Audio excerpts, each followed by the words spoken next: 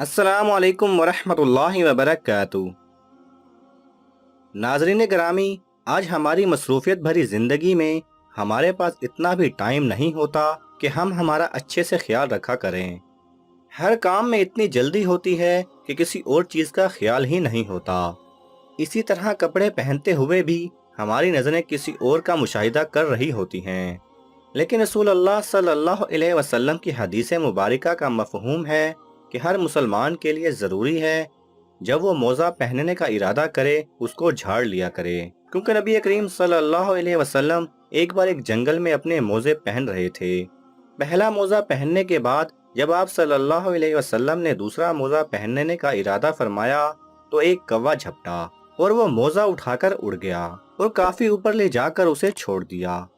मोज़ा जब ऊंचाई से नीचे गिरा तो गिरने की चोट से उसमें से एक सांप निकला और वो दूर जा पड़ा।